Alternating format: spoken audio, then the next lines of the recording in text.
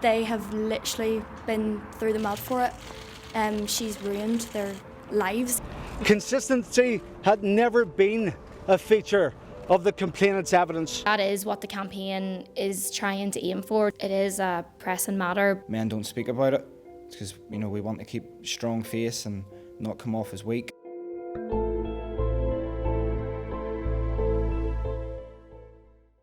What's your opinion on sexual consent and rape culture in today's society? I find the rape culture disgusting. People that are involved in it or think it seems to be okay or just they need psycho-evaluate it. What would you define sexual assault as? Sexual assault is anything that happens which is not wanted by that person. So if anybody comes near you and you say no, you step back, you take time and you realise that that's not what they want. Do you think sexual consent is as big of an issue with men as it is women? I think it's not as publicised as it is towards women, but it's still a serious problem. It's an ongoing problem, but men don't speak about it because we want to keep strong face and not come off as weak and say that this happened to me. And because a lot of people obviously say because we're men it doesn't happen to us, it's the other way around. But obviously for both parties it is a serious problem, but I just think because men it's not as brought up as much that it's as if it doesn't actually happen. What's your opinion on the Paddy Jackson case? I think it was publicised very wrong, that the way it went through, just because these men were famous, their names were published and hers wasn't, even though she says that she didn't want to do it for fame or anything. I think that it shouldn't have been publicised until the court case went through because they have literally been through the mud for it. She's ruined their lives, even though they say that they haven't done anything, they were said that they didn't do anything.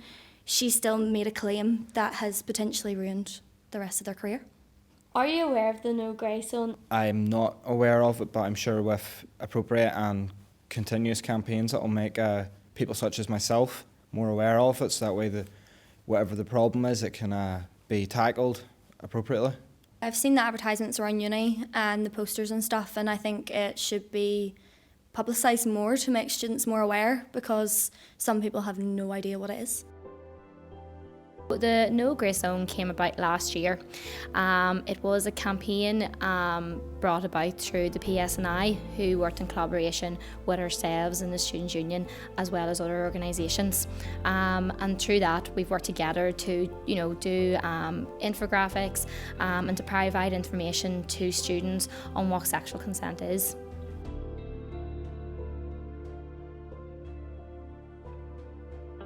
Since its creation, it has made it more of a talking point within the Students' Union, within the university, through the graphics, through the website that No Grey Zone have, and then through our own work. We've been able to get out there, the messages for students to know about sexual consent and what to do if they have been assaulted. What to do, what to look out for.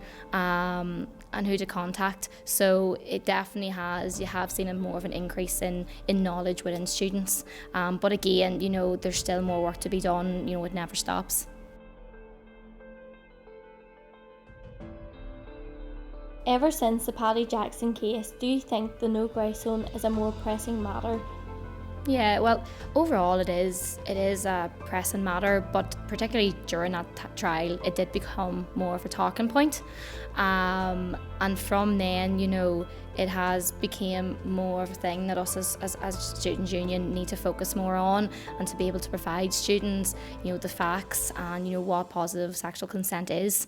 But the trial did definitely make it more of a talking point.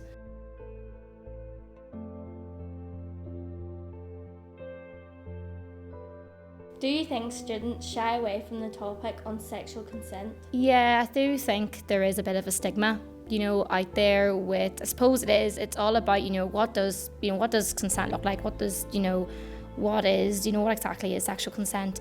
And I suppose another thing is who to go to, who to talk to. So that is what the campaign is trying to aim for, to make sure that students are aware of and know the signs and who to contact, and hopefully will make the subject a wee bit more normal than what it is now.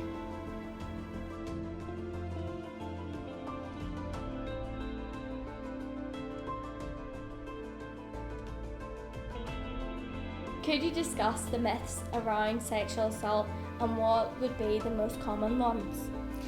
I suppose with the myths, they are a wee bit sensitive, but on the No Grey Zone website, they can all be seeing what the common myths are. I suppose just overall, it's important to remember that sexual consent is freely given, it's retractable, it's informed, it's enthusiastic, and it's specific.